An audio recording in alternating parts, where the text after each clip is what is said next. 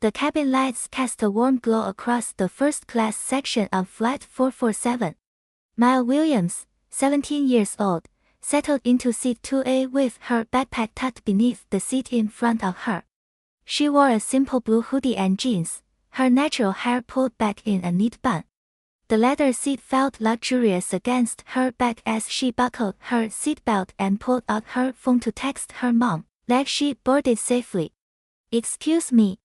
A sharp voice cut through the peaceful hum of the cabin. "Excuse me, flight attendant." Maya glanced up. A blonde woman in her 50s, dripping with gold jewelry and designer clothes, stood in the aisle 3 rows back. Her face twisted with obvious irritation as she waved her manicured hand at the flight attendant, James. A young flight attendant with kind eyes and a professional smile hurried over.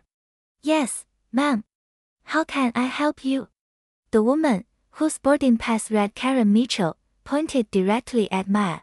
"That girl. She's in first class. I think there's been some kind of mistake. She clearly doesn't belong here." Maya's stomach dropped. She felt the heat rise to her cheeks as other passengers turned to stare. This couldn't be happening. Not again. Not here. James maintained his composure, though his smile tightened. "Ma'am, I assure you all passengers have been seated according to their tickets." "Well, check again," Karen insisted, her voice rising. "I paid good money for this seat, and I shouldn't have to sit near someone who probably snuck into first class. Look at her. Does she look like she can afford to be here?" Maya's hands trembled slightly, but she kept her voice steady. "I have my ticket right here." She held up her phone, showing her mobile boarding pass clearly marked for seat 2A, first class. Karen scoffed. "Those can be faked. I want to see a physical ticket. And I want to speak to whoever's in charge. This is absolutely unacceptable." Several passengers shifted uncomfortably. An elderly white man in seat 4C looked away. A young couple in row 3 whispered to each other. Maya felt the familiar sting of being reduced to nothing more than the color of her skin. Her father had warned her about moments like this. He taught her to stay calm, stay dignified, stay strong. James cleared his throat. "Ma'am, I've verified all boarding passes electronically. This young lady is exactly where she should be." "I don't believe you," Karen snapped. "Call security. I want her removed from this plane immediately, or I'm calling my lawyer. Do you know who I am? I fly first class every week. I know the CEO of this airline personally." Maya felt tears threatening but refused to let them fall. She wouldn't give this woman the satisfaction. Instead, she spoke clearly, looking Karen directly in the eyes. "I have every right to be here. My ticket is valid. I'm not moving." "How dare you speak to me like that?" Karen sputtered, her face flashing red.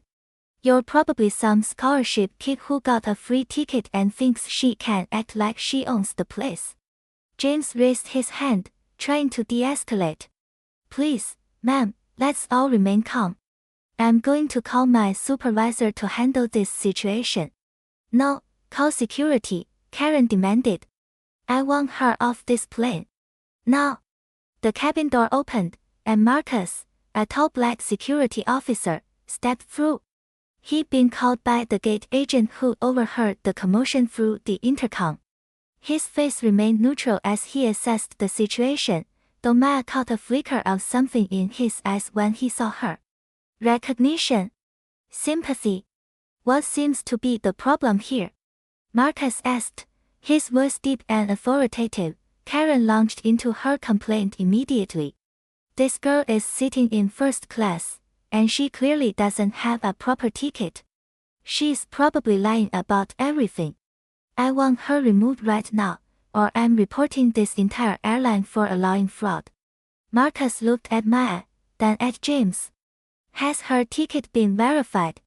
"Yes, sir," James replied. "Multiple times. She's a legitimate passenger with a valid first-class ticket." "That's not good enough," Karen insisted. How do we know she didn't steal someone's credit card? Look at her. She's practically a child, wearing cheap clothes. There's no way she paid for that seat herself. Maya's voice came out stronger than she felt. My father bought this ticket for me. I'm flying home to see my family. I have done nothing wrong. Your father? Karen laughed, a cruel, mocking sound. And who's your father? Some rapper. A drug dealer.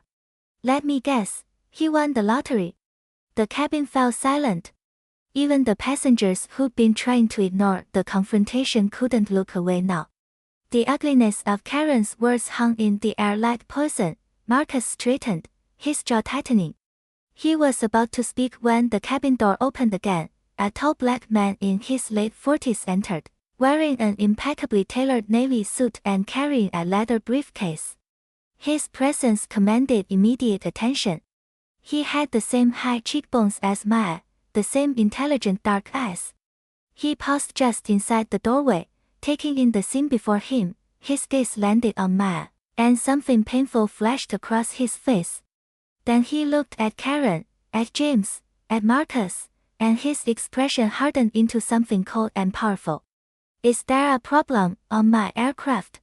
His voice was quiet but carried absolute authority. Karen turned, ready to complain to yet another person. Yes, there's a huge problem. This girl is sitting in first class, and no one will do anything about it. Now who are you? Another security guard. The man walked slowly down the aisle, his eyes never leaving Karen's face. My name is Robert Williams. I own this airline.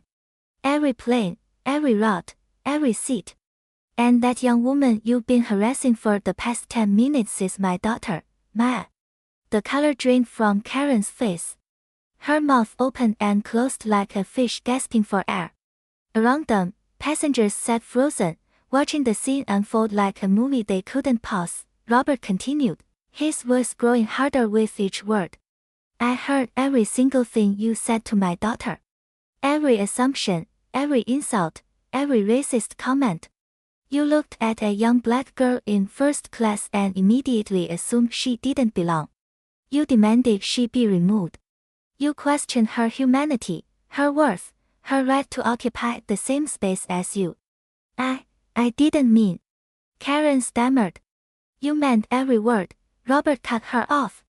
You meant it when you suggested she stole a credit card. You meant it when you asked if her father was a criminal. You meant it when you treated her like she was less than human simply because of the color of her skin. He turned to Marcus and James. Gentlemen, thank you for handling this situation professionally. James, please note in your report exactly what happened here. Marcus, I need you to escort Ms. Mitchell off this aircraft. She will be placed on our company's no-fly list, effective immediately. Karen's eyes widened in panic. Wait, you can't do that. I have important meetings. I fly with this airline all the time. I'm a platinum member. You were a platinum member, Robert corrected. Your membership has just been terminated. You will receive a full refund for today's ticket, but you will never fly with Williams Airways again. Furthermore, every employee on this plane will undergo additional anti-discrimination training, which I should have implemented more thoroughly years ago. He looked around at the other passengers, many of whom had watched Maya's humiliation without saying a word. Let this be clear to everyone here. Racism, discrimination, and bigotry of any kind will not be tolerated on any flight operated by this company. If you see something like this happening, I expect you to speak up. Silence in the face of injustice makes you complicit. Marcus gently but firmly took Karen's arm. Ma'am, please gather your belongings. You need to leave the aircraft now. Karen grabbed her designer bag from the overhead compartment, her hands shaking. As Marcus escorted her past Maya's seat, she couldn't meet the teenager's eyes. The cabin door closed behind them with a final, definitive thud. Robert sat down in the empty seat next to Maya. For a moment, Father and daughter just looked at each other. Then Maya's composure finally cracked, and tears spilled down her cheeks. Dad, I tried to stay strong. I tried to do what you taught me. Robert pulled his daughter into a hug, his own eyes glistening. Baby girl, you were incredible. You kept your dignity when someone tried to strip it away. You spoke your truth with grace and courage. I'm so proud of you. It hurt, Maya whispered. It hurt so much. I know, Robert said softly. And I'm sorry you had to experience that. I'm sorry that in 2025, we're still fighting battles our ancestors fought. But you didn't fight alone. You'll never fight alone. He pulled back and looked at her seriously. Maya, this kind of hatred exists because people like Karen have never faced real consequences for their actions. They've been allowed to carry their prejudice through the world unchallenged. But that changes today. That changes every time we stand up and say no more. James approached quietly. Mr. Williams, we're ready for departure. And sir, for what it's worth, I'm sorry I didn't do more sooner. Robert nodded. You did your job professionally, James.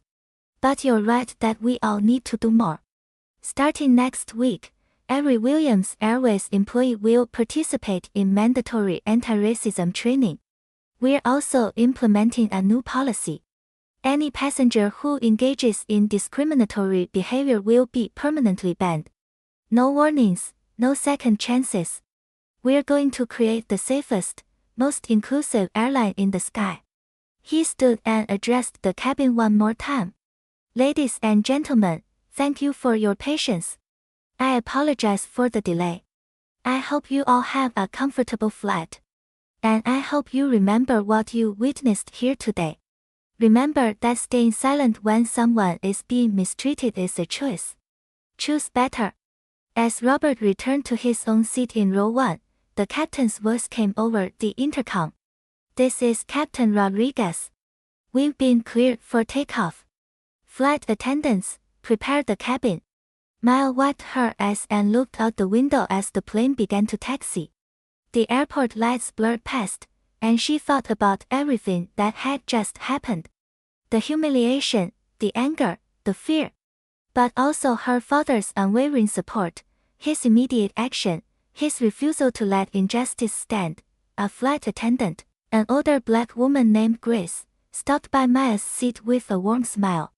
Sweetheart, I've been flying for 30 years, and I've seen too many scenes like that.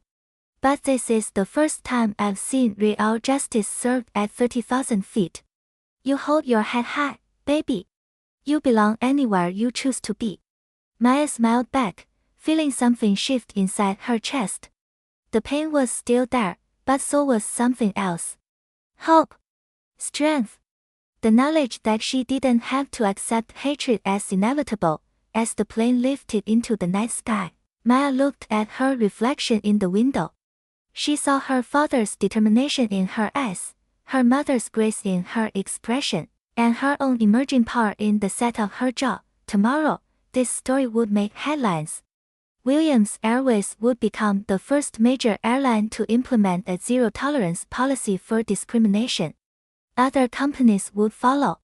Change would ripple outward from this one moment of choosing justice over comfort, action over silence. But tonight, Maya Williams simply flew first class, exactly where she belonged, wrapped in the knowledge that she was loved, valued, and worth fighting for. The engines hummed.